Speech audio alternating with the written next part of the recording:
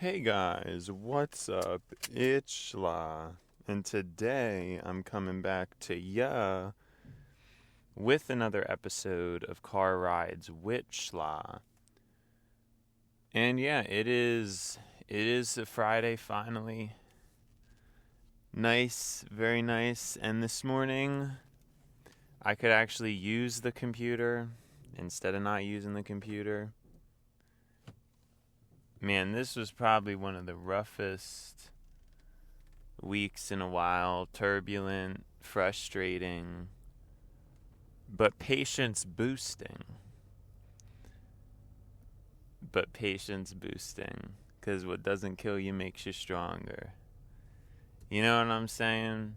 Something I was just thinking about is I don't think you can ever underestimate just how extreme people's egos are. Okay, like I'm serious about that. I think there are a lot of people where their ego is just totally through the roof. And I don't even know if people realize it. You know what I mean? And there's all types of people. Some people may be defensive or egotistical about one thing, but more humble in other ways. You know, it really depends, but ultimately, I think a lot of people underestimate other people's ego, or maybe I just do.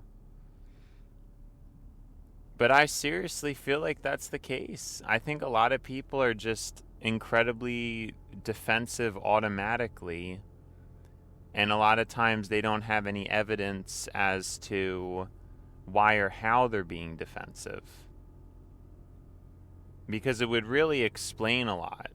It would explain a lot as to why I've been treated the way I've been treated, where even when you come up to someone with the right facts and the right information about a situation, people just want to deny it. And like I said, I think last morning towards the end, I said, you know, it's still within someone's best interest, even if they lose an argument, to not admit that they lost, but just to take a mental note for themselves. Like, they're like, oh yeah, I messed up. Like, I shouldn't do that. But they're not going to admit to you. You know what I mean? Because there's no reason to do that. Like, they don't gain anything out of doing that. So I think a lot of people are like that. And I can't believe how bitterly selfish people are. And some of it is human. I mean, some of it is human because we're coming from a place of survival, and you kind of have to have that in order to survive, right? I mean, if you're really thinking about other people that much, you're probably not going to survive. But here's the thing. In this society, or how this society should have ended up, it is actually necessary to have a lack of selfishness. But we obviously don't see that, which is why I continue to say, you know, I'm not really sure how much I agree with it, but that idea of that future where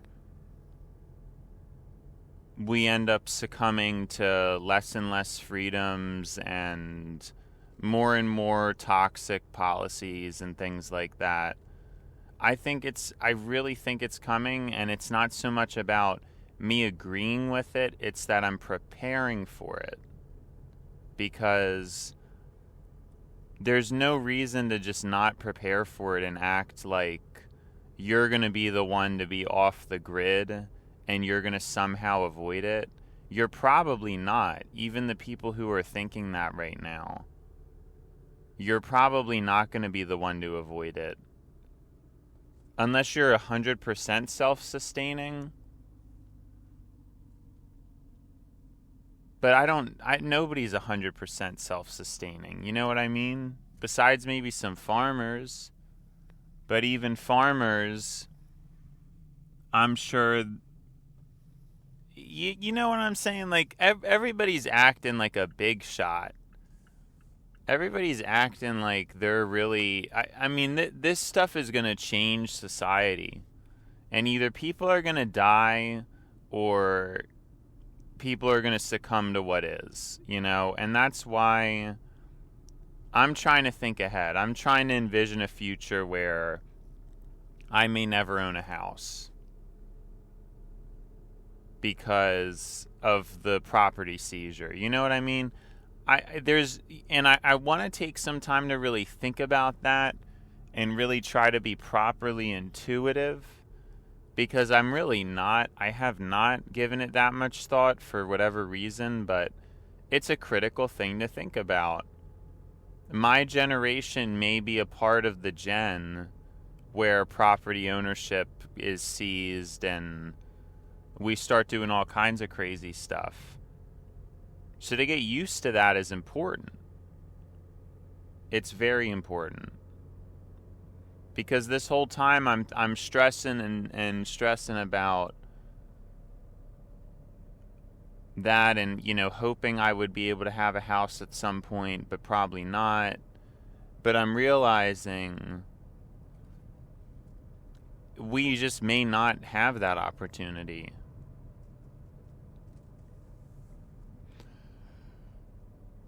It really depends. It really depends. But I want to make that clear. I mean, I would be definitely ready to have a return to more of a developed, progressed society. But I don't see it. And it's not in a pessimistic way. It's really, I don't think people understand how low humans can go and how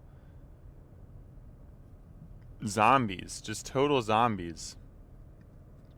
And even people I've known who are smart, or smarter, I should say,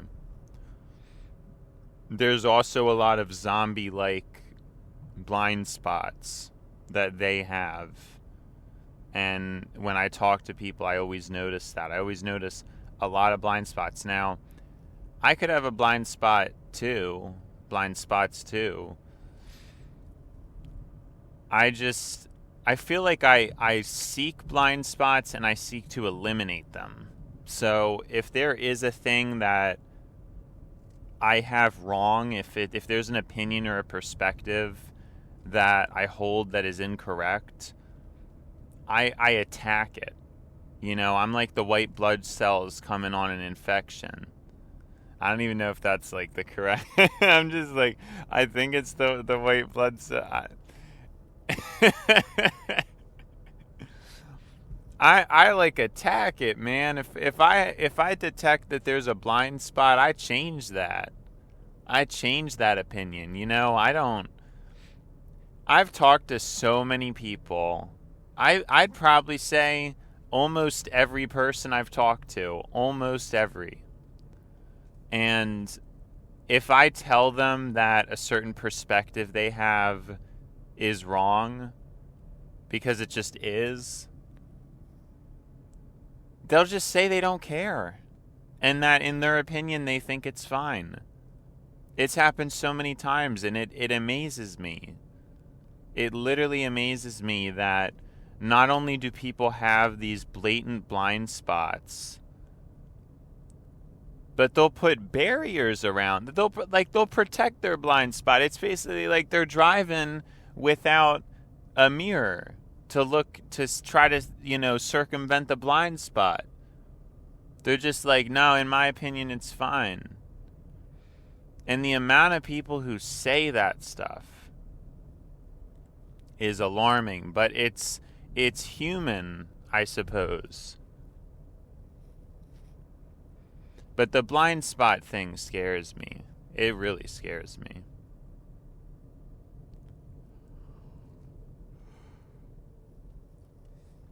Because I deal with that all the time. And then now I'm bad for giving unsolicited advice when I'm not even trying to. I'm just making a conversation about something I know, in the same way as other people naturally will talk about silly things. You know, if somebody tells me Yeah, it's just weird, and I honestly don't have time for it.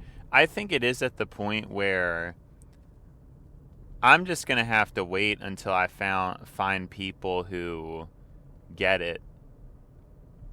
I mean, if it frustrates you that I'm giving unsolicited advice, it's probably just not meant to be. It's probably just, and I mean, you have fair weather friends. You know what I mean? You have those fair weather friends. But I'm talking about real people, and I just don't know if I've ever met a real person. I just don't know that I have. But yeah, blind spot removal it's probably one of the most important things to do, and I think it's something so many humans specifically lack. Right? They lack it with specificity. I really want to learn how to pronounce specificity properly. I don't know if that's actually a word, and I say it so much, and I feel terrible. Specificity? Specify? Specific? Like, I don't know what I'm doing, and I always feel so bad about it, because it's just dumb. I should know what I'm doing. I shouldn't just act like that, but it is what it is. See what I mean? And that is actually, though, a prime example of what we're talking about. See how I'm saying a word? I feel like I'm saying it wrong, but I'm aware of it, and I want to change it, and I want to figure out what the correct way to say it is. Most people fundamentally do not act like that. Most people I've met, if they say a word wrong, they just say it wrong. And there's no thought about it. Now, is some of this intuition? Do a lot of people have really poor intuition? Is that part of the problem? They can't even fathom or consider that they might be pronouncing something wrong. I'm not entirely sure. It's kind of a tricky thing. But I guess there is that level of, I happen to have a brain that just notices things a lot. And so if I can kind of tell a lot of times if what I'm doing is wrong, or spelling. You know what I mean? A lot of times I just look at a word, and I mean, I still spell stuff wrong sometimes, but I don't use spell check, and I feel like my spelling is better than most people's. You know what I mean? That just seems to be the case. To me, it seems like I'm just a little bit better at spelling, and it's because I can look at a word and it just don't look right. You know what I mean? But then to other people, that doesn't happen, you know? And I don't even know how I do it a lot of the time, but I really can usually just end up like muscling through and spelling a word right now. Obviously, if it's really complicated, I can't. And obviously my skills in this regard are not perfect, because I could be doing, and I actually have been thinking about it recently, doing like, you know, those word games and those, you know, spelling games and all that stuff. Like, that would actually even further push me. You know what I'm saying? It would further push me. I think so. Because I don't even do any of that stuff. So there's probably people who are a lot better than me, because they actually take the time to play those games and to learn a little bit more.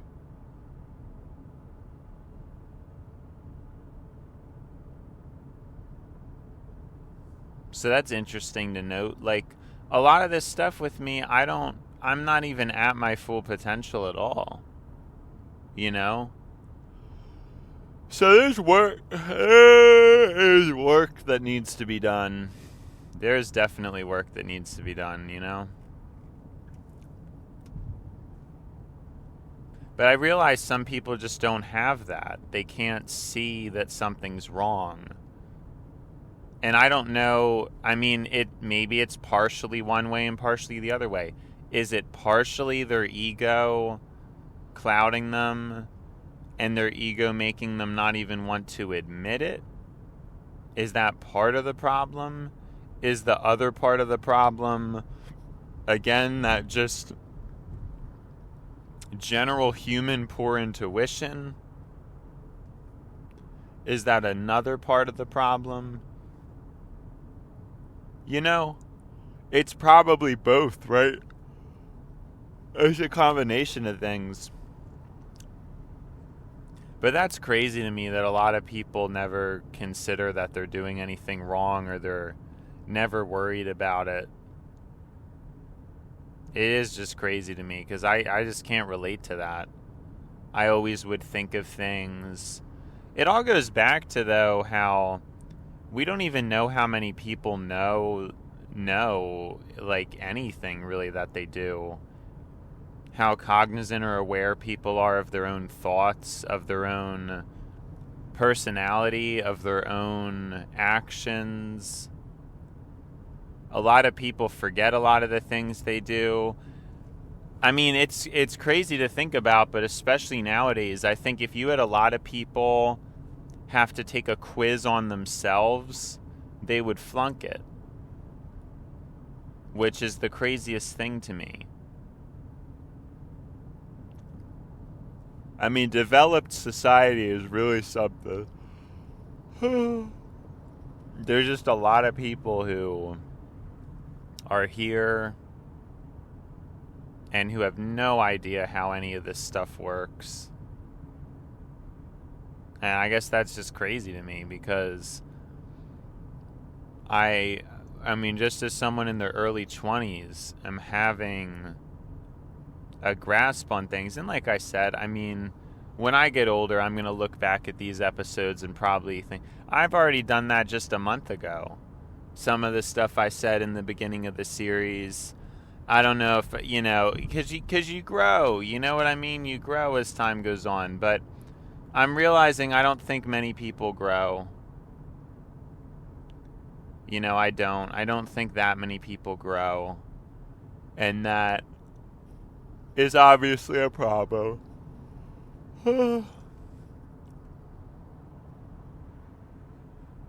Yeah, I mean, that's really what it is, right? It's a lack of growth. People just don't grow.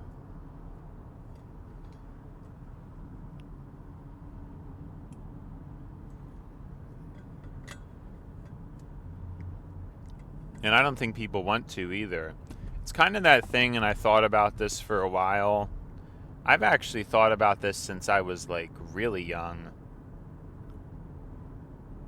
Is when people have kids, why don't they just not pass on the bad or the stupid things about themselves? Like, for example, and I think I was, like, 8 years old when I thought about this. At the time, I was still just primarily a gamer. Which back then, I mean, which, by the way, I think totally different ball game. I mean, being a gamer back in the 2000s and 2010s is not the same as being a gamer now. Like, I think people who are gamers now, that's kind of like you're kind of stuck in the past. You know what I mean? Like, we're at a point where it's the information age. And you need to be learning stuff. You need to be processing stuff. Games are just retro at this point. Even when it comes to humanity and all that stuff, they're archaic. You know what I mean? They're ancient at this point. I started doing that whole silly joke thing. I don't even remember what I was saying now. I need to, like, stop doing that. I either need to stop doing that or get a grip and make it work. It just seems so silly that I always end up doing that.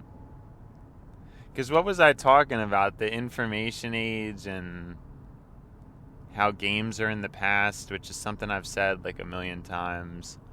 But I have no idea what I was actually talking about before that. I have no idea what I was talking about before that. So I just repeated that in case you didn't understand by the yawn.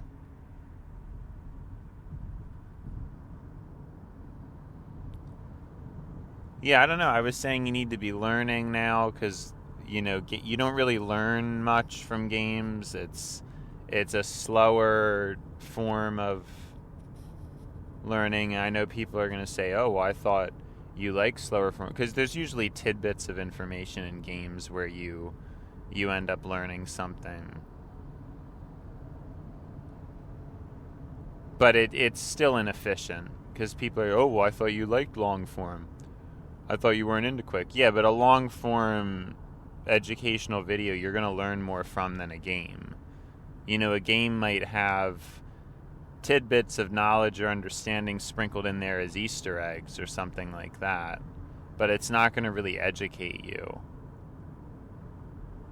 But yeah, games are better than... I think I've said that before. I mean, of course it depends on the game, because some games are a waste of time, but I think a lot of single-player games that,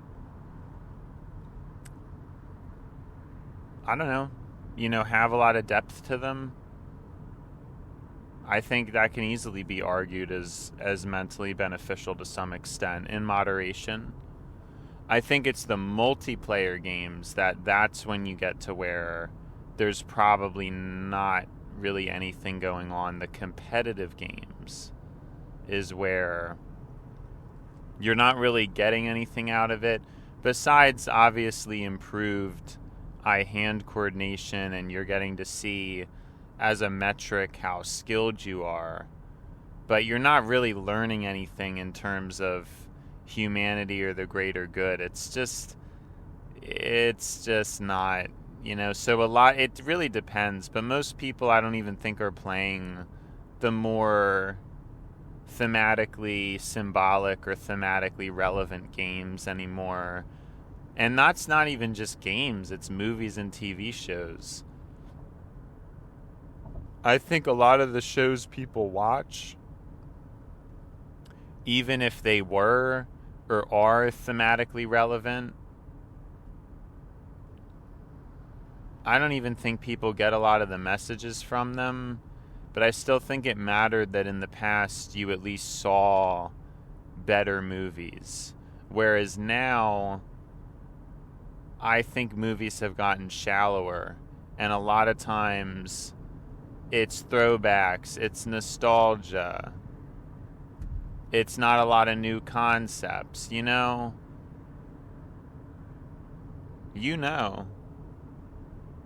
exactly what I'm talking about.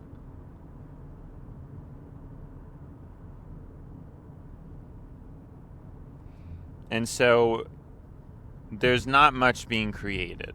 There's not many new ideas being pushed or created. And it's a problem.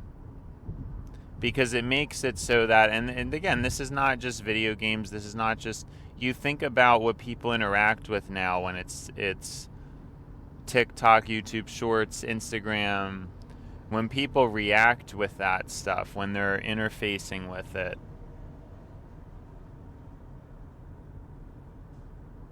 it's just burning time. You hardly learn a thing. Now, you occasionally might learn something. You occasionally might have a video that stands out that you actually remember. But you're mostly just burning time. And there's ramifications to that. I mean, we've talked about, as a species, people's development potentially being stunted from just playing too many video games. Because I could argue that happened with me to some extent. I didn't really experience the world very much growing up. I think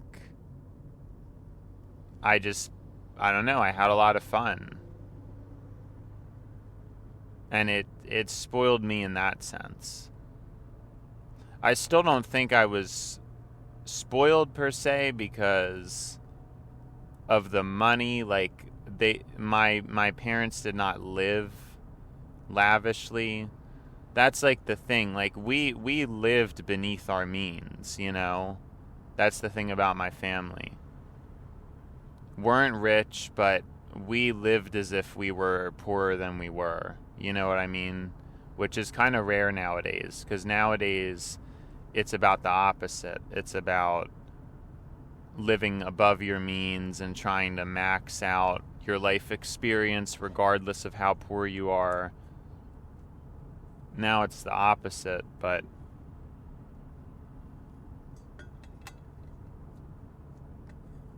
that's why I don't think I was spoiled, but what I was spoiled about was just how chill I think things were. Because there was a lot of arguing in my family, but nothing ever got physical. Nothing was ever overly crazy. I mean, I don't know if it's a mixture of things being a little more chill with my family, or me just having, again, the main thing was just the arguing, but I have a lot of, and I didn't know this in the past, but I have a lot of bandwidth for that kind of stuff. But I don't know that I did when I was younger. Like, the arguing bandwidth really only started to show when I got to be a teenager and stuff. But that's what I mean. I mean, I don't want to act like it was better than it was, because it wasn't perfect either. But compared to what I've heard people describe most of their experiences were, I can't really complain. You know, I can't. I don't know that I can really complain. Well, the only thing I complain about is just how slow and confusing my life was. And I've said this before. If I just worked a job and didn't have all these crazy ideas in my head, then I would be on fire right now. I'd probably be totally fine, and we probably would have, like, if I would have been doing Car Rides Wit Schla a lot sooner, it would just be a total difference. My life would just be really good. You know, it really would be if I had just worked. But, and I'm just remembering, I think it was last morning around now, we did start talking about my work philosophy, but we didn't get to finish it. So I don't know if I want to get into that now, because I never finished it, and I was going to, but I forgot, because there was other things to talk about.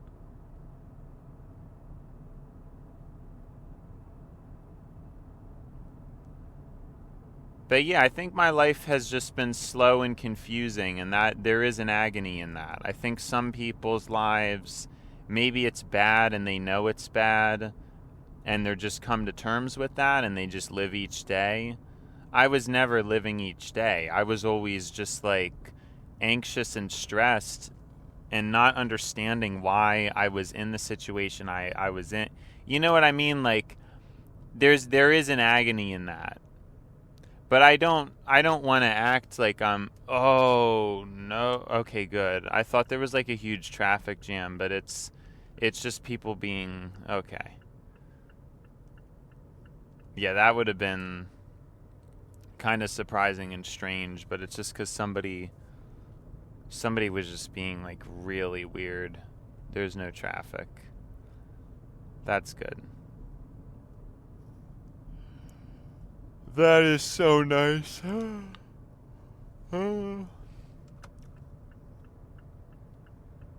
Yeah, I don't know if we have enough time to get into all that stuff. So earlier in the episode when I was talking about ego, I was mentioning how, I didn't mention it, but I thought about it before I left. The whole blocking people thing, and I've realized the framework I've thought of it through is I so much more depth than I think most people ever even give it thought. Because obviously people just do it. They just block people. Somebody wants to block someone, they just do. And I don't think they really think twice about it. I think I've explained that before too. It's just because of how the human brain is, and if there's an option, a lot of people just take it. You know, I mean, some people think about the choices they make, but talked about that before. It's like the whole temptation thing. You know, if you have a house where there's always cookies around, you're probably going to eat them. Whereas if you grew up in a house without any of that stuff, you probably wouldn't. You know what I mean? And then we talked about, well, that could set the stage for deeper addiction later in life, because if you're never, you know, we've talked about that all before. I still think it makes more sense to do that, because even as a parent, if I ever was, it's not really a thing about being strict. It's just if I don't buy any dessert, then, and I don't have any snacks in my house because I don't, like, it's not a strict thing. I'm not saying my child can't buy that stuff if they don't want to. You know, if they're old enough to get a job or whatever and they want to buy cookies, that's fine. But I'm saying it's not like a strict thing. It's not like I'm saying, oh, there's no sugar allowed in the house. It's just like me as a person, I'm just choosing not to buy it. Like the only thing that would be in my house is probably ice cream. And that's it, you know? So it's not about a strict rule or really trying to enforce anything, as it's more just about living my life. And that's just how my life is. You know what I mean? Like I just naturally, that's just how I roll. So I don't know what there could be negative things with that. I guess when your child grows up, they could end up getting deeper addicted to sugar because it was something that they never had access to or could never indulge in. And I'm aware of that, but it's not like that. Like it's not like I would prevent it. You know what I mean? I'd say like, yeah, like you know, you can do what you want, but it's just, I'm not going to buy it. You know what I'm trying to say? Like that's kind of the difference. So I think that's probably the best way to do it, right? Because, yeah, if you get rigid and strict about it, then the person's just going to want to rebel. You know, they're just going to want to rebel, and then that's not good, because then now you're setting them up for an addiction, essentially.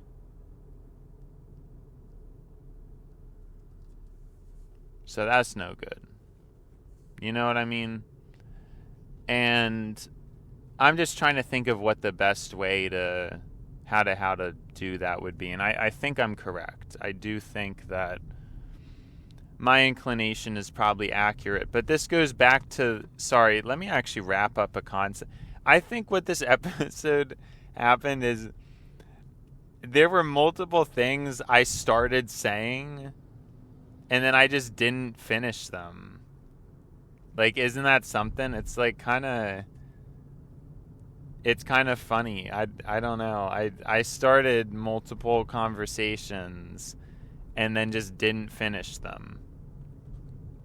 You know what I mean? And so this ties into what I was saying earlier. I don't know how many people are paying attention, but it ties into what I was saying earlier about when I was 8 years old. And I was thinking, well, I might have been 11. I think 8 might, yeah, I think I was probably 10 or 11. 10 or 11 years old, and I thought about it for the first time, like, oh, if I had kids, you know, I probably would want to show them, like, the Pokemon games, and it would be like a memory or, you know, something. I'd want them to share it, because that's kind of what I had as a kid, is like a good memory and a nice thing. And then I just saw one of the craziest.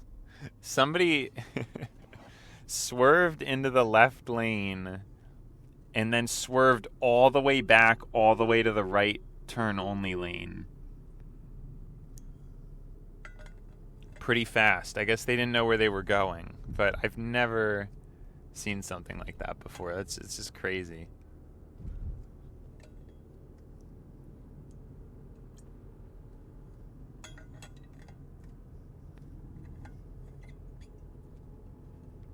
Now, what was I talking about? Yes. So I thought about that, but then I thought about, wait, why would I do that? Like, what if my kid just didn't even have to play video games because I want them to be and have a better life than me? Like, because I, especially at the time too, I think was coming to realize that video games had limited me. You know, they weren't doing much for me. I mean, they were fun as like a thing, but they weren't helping me, and they were holding me back in a lot of ways, you know. And so I think I was thinking about that at that point more so. No idea what that person, what is he? Sorry, I was just like turning in, and he was just being weird. There's a lot of weird people out today. Go home, go back home. You know? So many weirdos, dude. Like, for real. Oh, my goodness.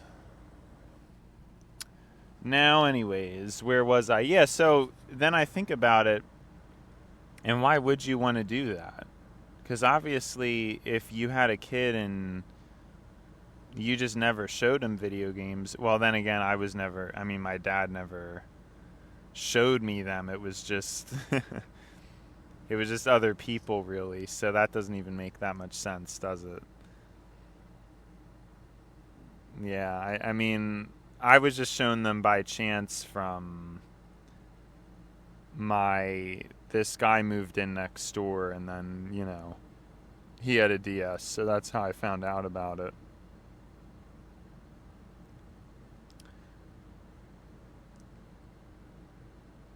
But yeah, I think that's how you parent. I mean, you can't tell your kid what to do that far.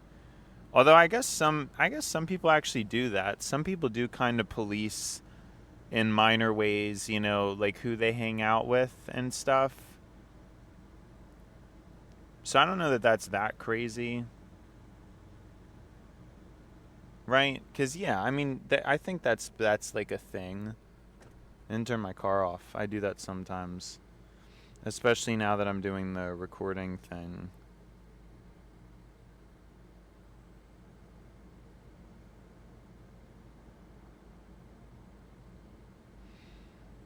But yeah, we're here. It's Friday. We're almost at the end of the rope.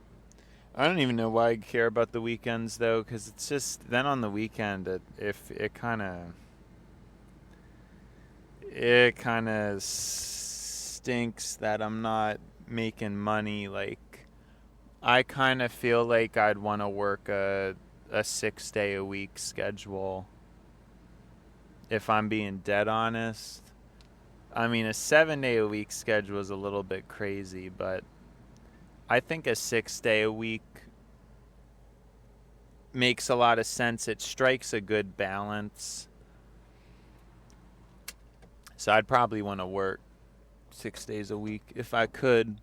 I'd actually make like a crazy amount of money then, because I think I'd hit double time. Or I don't know if my company does that or not, but apparently if you're over 60 hours, you get paid double. And yeah, I don't know. I would actually I'd be doing very well if I worked that much, but I don't think my company would ever want to do that. I mean, it's theoretically possible, but that it would just be crazy. But I'd do it. I think I'd do it. I could make it work. Because you really only need 1 day off. It's like, I don't this whole like 2-day off. I just think it's 2 days too many. You know what I mean? It's 2 days too many. I don't like it. So, yeah. That's what I say, like, when it's the weekend. It's kind of like, But no, I think I would. I'd take it. If I had the opportunity to, I would definitely work 6 days a week. Easily. And then I would actually have enough money to move out and stuff. You know? So it's pretty interesting to think about that. Yeah, I'd be doing very well. I would be doing very well if I worked 6 days a week. Even if I didn't get overtime, even like a double time, even if it was just regular overtime. That would be huge. That would just be massive if I got that many hours. And I could do it. I know I could handle it, so it would be nice in time, but I don't think that's ever going to happen. So it's just like, whatever. But maybe someday I'll work a job like that. Although hopefully I won't need to because, you know, I will have a better income by the time. Well, hey, I mean, once I'm a streamer, I could essentially be working 6 days a week or even like 7. Because I could easily see, I mean, taking like kind of maybe working like a half day on Sunday or something like that. But yeah, I actually, I said this, once I get my audience and stuff, I think I'll be working a lot. Like, I'll be recording a lot of content, so... Anyways, it's been Schla, but it's time to buy Schla. So, see ya, Schla.